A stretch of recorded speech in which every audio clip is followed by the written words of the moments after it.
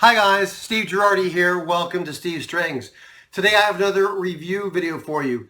In this case, we're going to be looking at the Naneki soprano ukulele. And I'll put the model number for you up here. Now, Naneki asked me to take a look at this, and so I'll go ahead and give you a breakdown. Before we look at the instrument, let's go ahead and look at a number of the accessories that come with this instrument. To start off with, this instrument does come with a Smiger branded tuning machine with a battery to go with it, which is nice. It comes with a spare set of Smiger branded ukulele strings. It comes with a set of these finger guards, so if you're strumming, you don't hurt your fingers. It also comes with three different Smiger branded picks, and these come in different thicknesses, so they're different stiffnesses. So the thinnest of these is 0.46 millimeter. There is a 0.71 millimeter and a 0.96 millimeter. It also comes with a cleaning cloth, which is nice because you might be able to see here that this instrument, it's shiny. And so that cleaning cloth is going to come in handy. And finally, one of the accessories that comes with this is this sort of beginner's guide to playing the ukulele. And it is nice because not only does it give you chord shapes, but it actually gives you some songs to play. And it looks like a pretty good little starter book if you're a raw beginner. And the other thing that's not quite an accessory, but is something that comes with it, is the bag. Now this is not a typical traditional gig bag. It is not padded, but this is basically like a little gunny sack type of a carrying bag. It's like almost like a paper fabric material. It does have reinforced corners down here with these sort of faux leather grommets, and it is a pull string type, and the ukulele does fit completely in that.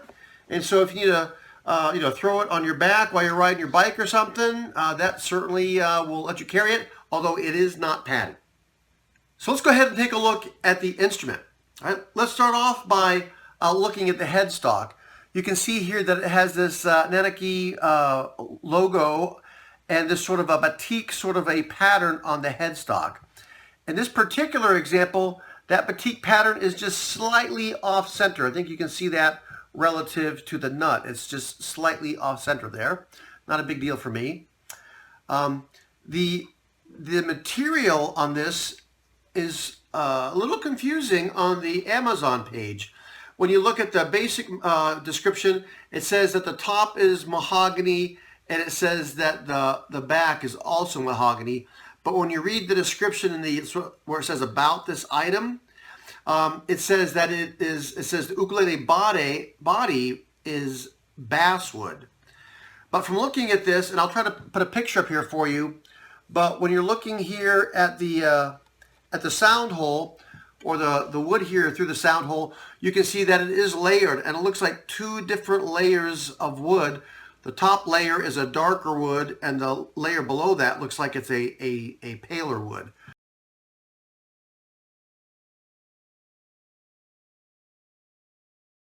And again, from looking inside, you can see it is a paler wood, but I've seen some basswood ukuleles, and they're usually very, very pale white. This is not. It's a slightly darker color. So the bottom line is I'm not sure exactly what material the body is made of, but the top does appear to be what appears to be like a laminate mahogany. So let's go back to the headstock here, and again you can see this has just sort of basic brand or closed gear tuning machines with no brand on them. As you can see from this little tag, this does come with Aquila strings. You can see that the fretboard here is a dark colored fretboard. Again, I'm not sure what that wood is. And it does have these position markers, which are inlaid position markers on the face of the fingerboard. On the player side, it has these three dots that are basically little painted dots. But still, it's nice to be able to know where you are on the fingerboard. From looking at the soundboard here, you can see that this instrument does have a rosette. And the rosette is a decal of black and white lines. Right. From looking inside here, you can see that it does not have any kerfing, either notched or like a band type kerfing. and you might be able to see in there, it does have the traditional ladder bracing going on inside. I'm not certain what kind of wood has been used here in the bridge. I'll try to put a close-up here for you. You can see that it is a solid wood bridge because you can see the grain pattern in it. It appears to have a plastic saddle as well as a plastic nut. I've looked this instrument all over looking for any sort of finish flaws. And I should say that basically this thing is painted all over except for the fretboard and the bridge. And I should say it's not a completely smooth texture to it. It has a little bit of like a orange peel kind of a texture, but not in a negative way. But I think you can see it there. It does have that slight sort of texture to it, which usually comes from following spraying. And again, the only sort of flaw to the finish anywhere, like I said, is that slightly misaligned pattern on the headstock. There's no pooling and finish anywhere on the instrument. I looked this instrument over looking for any sort of build issues or problems, and the only one I could find, and I'll put the image up here, is you can see that when they did the side bending of this, when they were molding the wood to conform to the mold, there's some slight splintering on the inside curve here at the waist of the instrument. And I think you can see that on the photo I put up.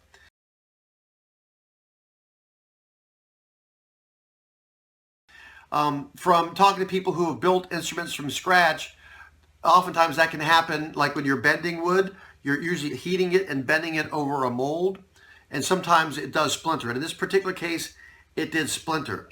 Although functionally, from looking at this, I don't think that has any functional impact upon this, but it is present. So overall, this is a pretty well-built instrument, and it really wouldn't matter if it didn't sound good. And I was actually quite pleasantly surprised when I played this. Again, this is tuned GCA re-entrant tuning.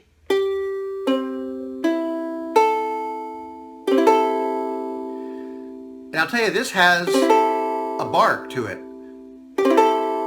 This has some good volume and decent sustain. In fact, this has more volume and sustain than some tenors that I played. And it's certainly pretty punchy.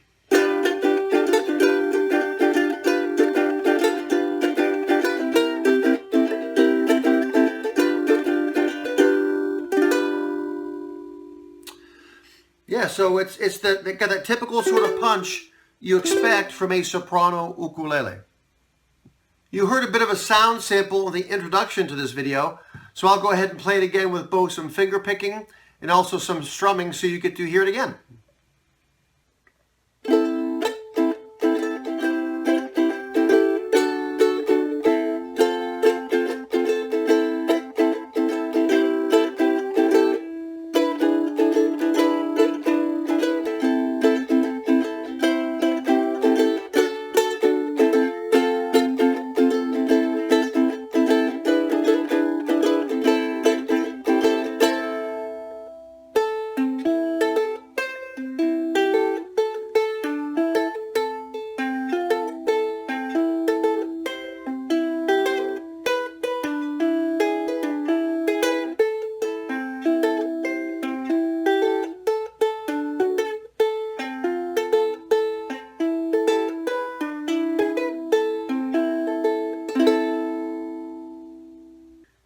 So there you have it, a quick review of the Naneki soprano ukulele.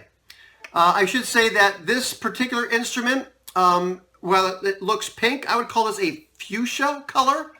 On the web page, they describe it in two places. One place they call it rose red. It is plainly not red. Another place they call it pink. And certainly this sort of fuchsia pink is certainly the more accurate description. So right now, and this is October of 2021, this is retailing at, I think, $39 and change. And so for a basic starter ukulele with actually some surprisingly decent sound from this small, relatively inexpensive instrument, it's certainly one to consider. I hope you found today's review video helpful. If you did, please give a thumbs up If you'd like to see more of the videos that I do, please subscribe. Thanks for watching.